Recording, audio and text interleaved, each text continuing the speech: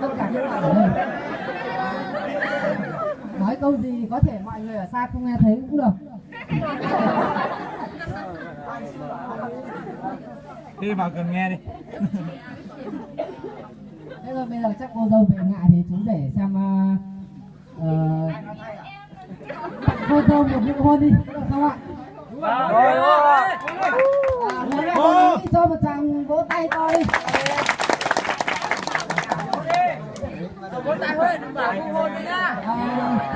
Khi chú rể hôn cô dâu thì chúng ta đứng lên nói câu chúc mừng hạnh phúc nhá. Rồi. Không bạn ạ, đây là sinh nhật của đây là Em xin kiểu gì còn nói say này. Chỗ câu đấy được. Đây, hôm nay bạn rất nổi tiếng rồi. Còn bây giờ hôm nay là lễ vu quy của đôi vợ chồng trẻ, nên chúng ta là chúc mừng hạnh phúc. Đây là hạnh phúc 100 năm. Nào, xin mời. Ôi. Hôn đi. Hôn đi. Vì tiến thân đó. Mày vào nhau đi. Tốn thời gian. Ôi sao quay máy mà chả thấy hôn đâu.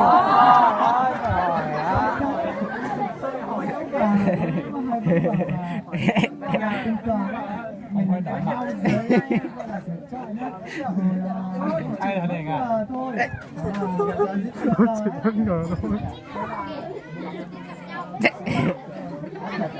Nên là bây giờ có thể khoán lại cái gọi là hôn được không ạ? Hôn được. Này không à? Đấy. Để tối à?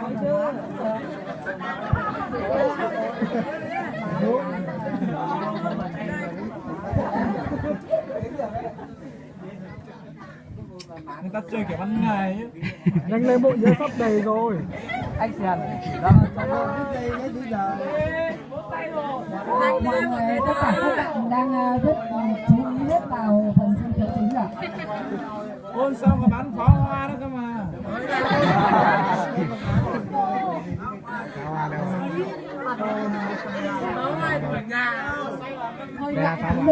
Chú xem thôi.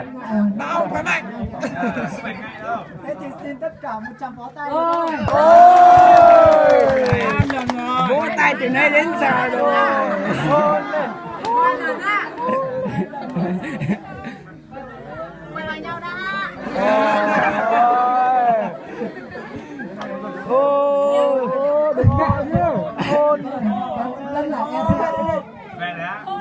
Mình lâu rồi. Mày vào nhau đã như thế chị hồi hộp lắm. Đúng rồi, thôi cô dâu phải quay mặt vào chú rể chứ. Nhắm mắt lại. Nhắm mắt lại như kiểu là có thấy cái gì ấy.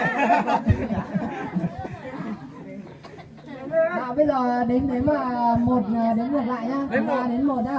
Là đến một thì chú rể thơm cô dâu một cái. Nhưng mà nhanh quá nhá, từ từ thôi. Nào, em bắt đầu đến 3 2 1